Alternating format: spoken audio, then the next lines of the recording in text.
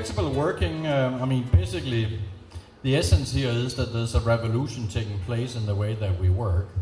And it is, again, very much driven by the millennials, and even more so here in the Philippines. Why? Because the average population here is only 23.5 years old. Then, of course, there are other factors that we all know extremely well. That is the traffic. We are stuck between point A and B, so we have to be able to be productive away from our traditional workspace, away from our home, etc. So you can always go to one of my competitors, a coffee shop, or you can drop into a lounge of ours. And then, not least, we have the technology. And of course, the millennials are extremely IT savvy. And they basically they don't know any other world than this one, where we have these devices in our pockets and we can access all the data that is basically required. Back in 1998, late 97, I was transferred to Singapore to set up a regional head office there. It was before my Regus time, but I immediately went to Regus in Singapore and I set up an office instantly. The only thing that I had to wait for, that was actually my filing cabinet. And I think we all remember those days where we really were sitting there hugging our filing cabinet because there was always a contract or other documentation we had to rely on. Those days are also history. It is very instant now thanks to the data access up in the cloud. And again, this plays right into our hands in terms of working flexibly, which is a global trend anyway. But it is also extremely much driven by the millennials, who absolutely insist on working wherever and whenever that they like. So, talking about millennials, by the way, the definition of millennials are here a little bit of different definitions. But looking out here, I don't think that there are so many millennials in this room. But millennials are generally defined by individuals who have started their professional career in year 2000 or later. So I'm not a millennial, but my social security number here is actually a millennial from 1992. That's the closest I get. But think about those who joined the workforce at that time, in this recent time, the amount of changes that we have undergone. It has been shocks for many of us, but for them, they don't know anything else. So they expect change, they anticipate working in chaos, and they learn to problem solve for solutions. They are extremely adaptable. We really rely on our ability to attract them into our labor force, and finally, we definitely also need to be able to retain them after we have hired them. So these are some elements that we have to keep in mind, so that we not only attract them, retain them, but also how do we manage millennials, and how do we manage managers who are working flexibly. And here's a couple of very strong statements that I picked from Forbes magazine. Knowledge is not power. For millennials, they really rely on connectivity. So they want to be able to share information, they want to be in a setting, in a forum where they can exchange, where it is co-working. So therefore, millennials, they do seek connections, and there's this significant survey, and decided that connection and community as their greatest need, hence flexible working and co-working.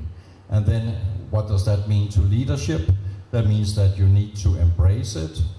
Don't just refer them to coffee shops, but embrace it in a manner where you provide a solution, and that solution should of course be that they can work flexibly and they can do co-working, but set it up in a professional environment. And since they want to connect, and they know that they don't necessarily have the knowledge themselves, but they love the interaction. And one other time I was speaking on this subject, it was a group of only 35 people, and it literally turned into like a focus group where I was just taking notes. And afterwards I made a number of the slides that I'm presenting today just by listening to the communication between the millennials and the non-millennials in the room. And there was one who immediately said, have you ever seen the movie The Intern? And I think it's isn't it just a great example? I mean, the way that they suddenly connect and how they benefit from each other, and they leverage off each other. And the last scene where he's doing yoga out in a park and he tells her to come down, and eventually they walk away together. I mean, when we combine power like that, no wonder that the millennials are so successful. And it's just up to the rest of us to keep up with them, right? Because this is incredibly resourceful. And as also implied down here, the millennials, they are so result-oriented that they're literally growing up to be executives, not necessarily in a suit, because they don't want to be measured on their attire either, only by their results, right? But when did we last time have a generation that just wanted to be measured by their results and who were willing to work whenever and wherever, meaning that they would check emails late evening, early morning, Saturdays and Sundays? I don't remember that except my own generation. So finally there's a generation that I really share something with. Then there was another point that came up that time. We had what turned into basically a focus group. And that was, well, if you millennials are so IT savvy and you're just creating networking and connectivity online, it started with Facebook. I think that's more for grandparents now, and then it has turned into many other platforms. But there was one millennial who said, you're forgetting one very important part here, our parents. Because we probably have been, he didn't say spoiled, but he said, we probably got a lot more attention than you did from your parents. And I think that's correct. I mean, they were placed at the most prominent seats at the dining table at home. The children were the projects of the parents and the grandparents, and every time they did something almost right, it was great job, great job. That's how they were brought up, and we were all actually quite negative about it, to be honest. I was, at least, that it was too much focus on these children. But now they are really depending on it. So yes, you cannot expect them to show up at 8:30 at the office, being the old grumpy office manager like me, who would like to be able to spot my people outside the office. Those days are history.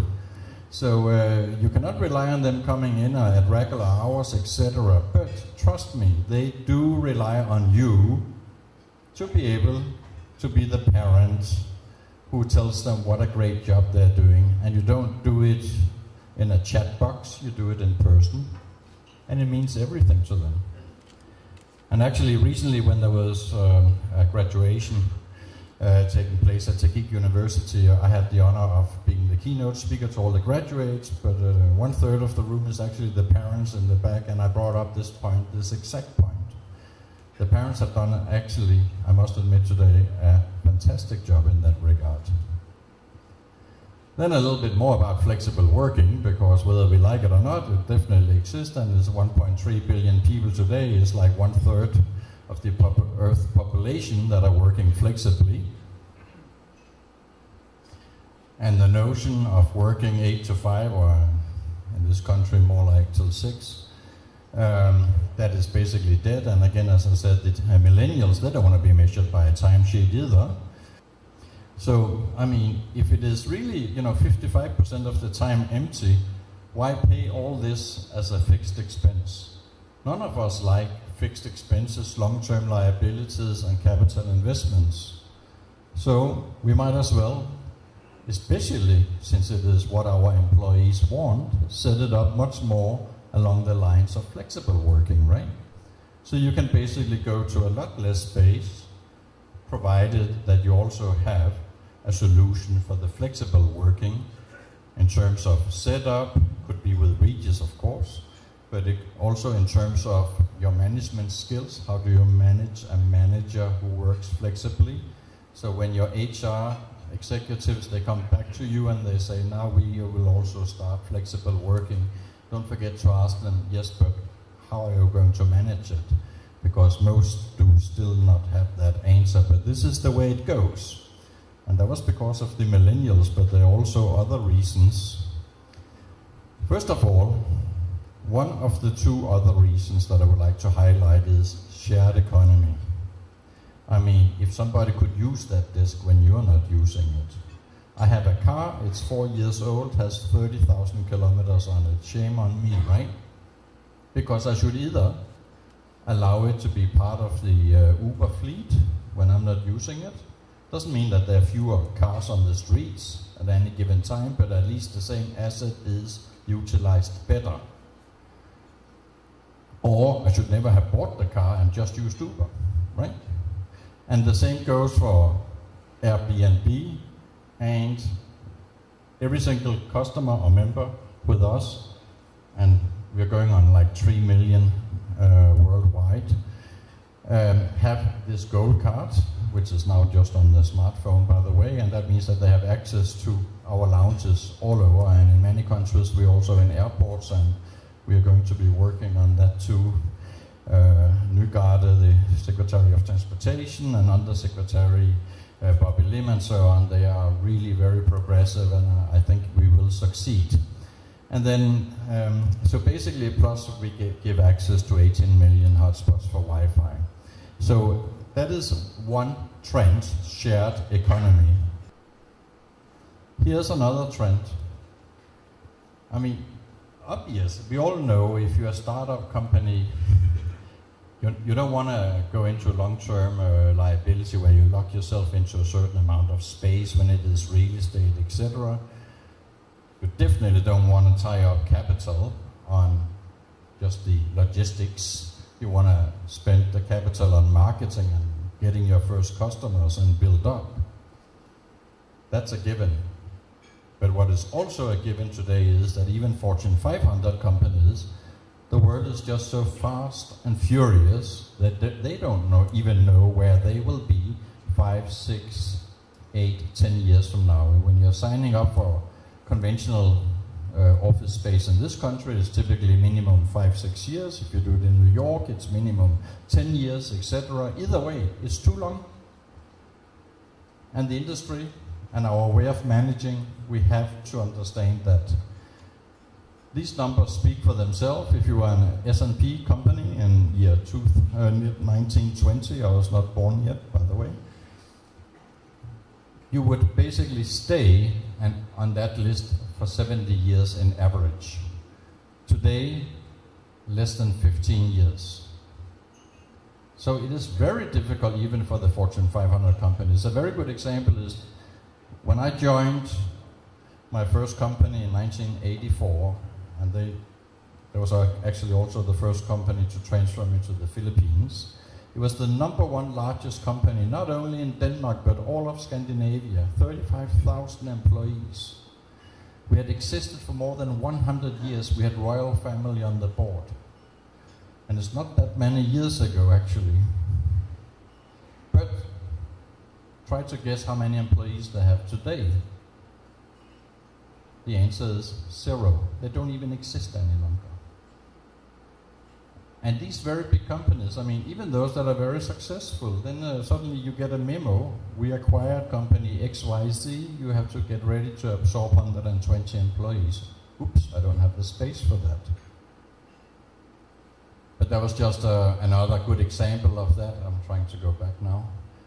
Here, another one that we all know, of course, that is Blockbuster. I think they were even offered to buy Netflix, and they didn't. So they obviously faded and eventually died, and Netflix is the king of that segment today.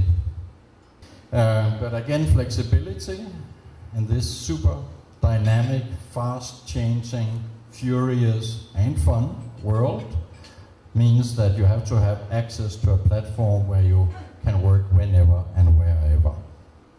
And I mentioned that we have all types of customers. Twitter is a beautiful example.